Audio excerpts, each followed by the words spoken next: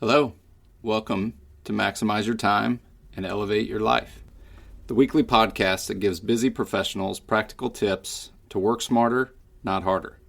I'm your host, Blinn Bates, and each week we're going to explore simple strategies to help you take control of your calendar and create more margin in your life. Because although time is finite, how you use it matters. Welcome back. If you want to grow, lead, and scale your impact in your business, you have to stop being the person who makes every decision. I know that's difficult, but today we're going to be talking about level 3 delegation, and this is decision delegation. This is the highest form of leverage that you can get. So we've had 2 prior podcasts. We talked about levels 1 and levels 2. Level 1 delegation is where you're delegating tasks. You're telling someone, here's what you need to do, go do that. And then level 2 delegation, the next highest level, is delegating outcomes.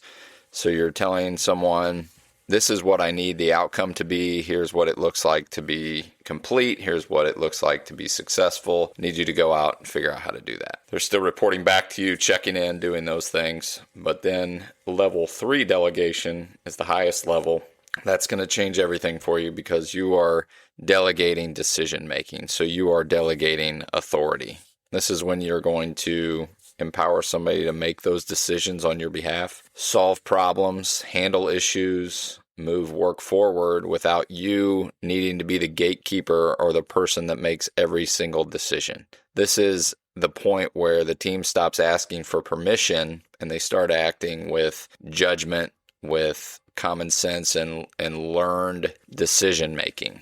And you're going to have to train them on that, which we'll get into. I know for me, at the end of a busy day, I have decision fatigue. I've made so many decisions at that day. I get home and maybe my wife says, what do you want for dinner? And it's like, I don't know.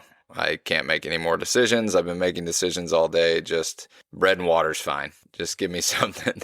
But delegating that decision making is hopefully going to help reduce your interruptions, reduce that decision fatigue, reduce your approval requests, your mental clutter that you're dealing with day in and day out, and some of the context switching that you're having to do, which gets you out of your flow. It gets you out of what you're doing, and then you have to get back into that. And that can be really, really disruptive.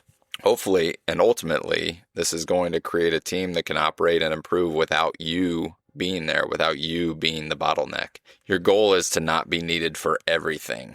Your goal should be to build something that runs well because you led it well and you built it up to run without you. So this requires several things.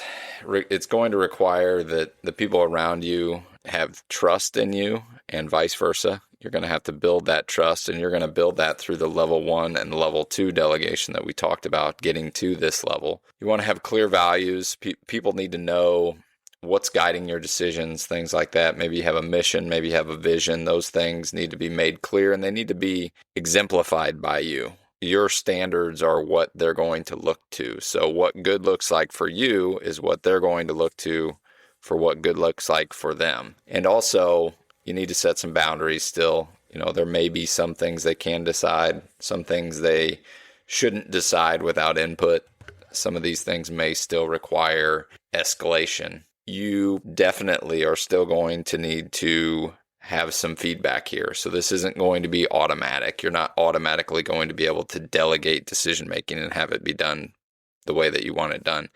You're going to have to review decisions, coach those decisions, maybe help refine the judgment. And we're not going to want to punish mistakes here necessarily because mistakes are going to happen. You're not just delegating these decisions. We're hopefully building people that are decision makers on their own. It's that whole teach a man how to fish principle where we're going to help them learn how to do these things and how to think and how to make these decisions.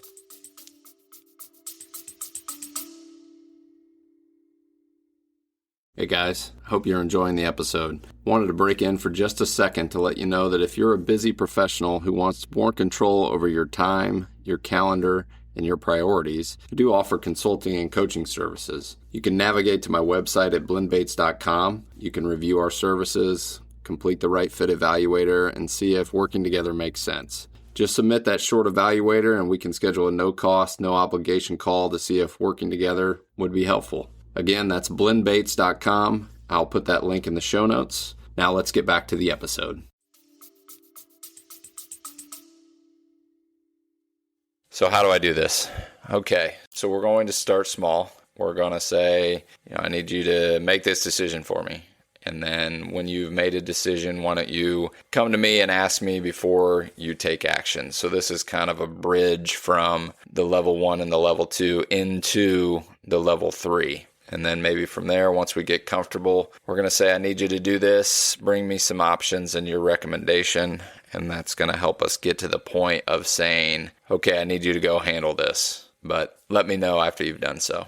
Maybe that's a quick Teams message that says this is taken care of, or whatever the case may be. Maybe they carbon copy you on an email so that you can see that it's taken care of. And then, at a high level, once you get to that point of trust and competence, handle this, and that's it. That's all you need to do. Maybe they let you know even better. Maybe they don't have to. So the goal of this is to move people up towards independence and away from relying on you to make judgments and make decisions. Biggest common fear in this is, what if they mess it up? Well, it's going to happen. People are not going to make the same decisions that you would necessarily make. But if you never delegate these decisions, you are definitely going to stay overwhelmed.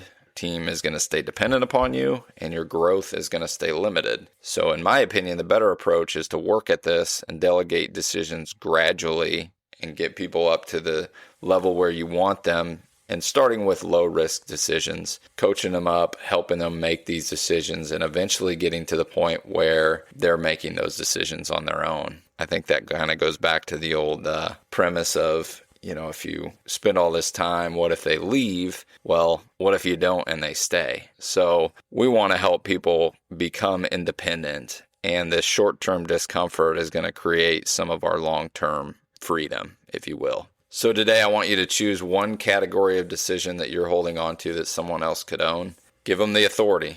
Let them decide. Maybe have them check with you before there's a ultimate decision, and start moving yourself up this ladder to get them to independence. Maybe review this weekly, build confidence, build their judgment. This type of delegation is leadership leverage. That's how you're going to be able to scale, because, again, you only have 24 hours in a day. So level 1 gives you back your time. Level 2 gives some more capacity. This level 3, this is going to allow you to scale. All of these levels, in my opinion, are useful at any given time. So just because you've gotten to level 3 doesn't mean you're not going to have some level 1 delegation in your life also. I think the gurus want you to believe that once you're at level 3, that's the only delegation you should be doing. And to a certain extent, that should be maybe with some people.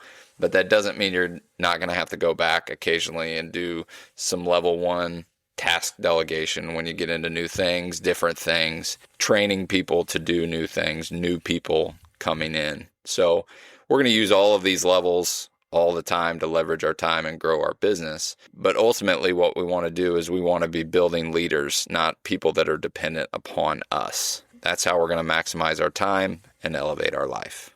Thanks for listening to Maximize Your Time, Elevate Your Life. If you enjoyed today's episode, subscribe and share it with someone who could use a little more time freedom. If you're ready to maximize your time, please navigate to our consulting page on my website, which is blendbaits.com, and submit the right fit evaluator to see if I can help you elevate your life. Remember, time is limited, but your potential isn't. I'll see you next week.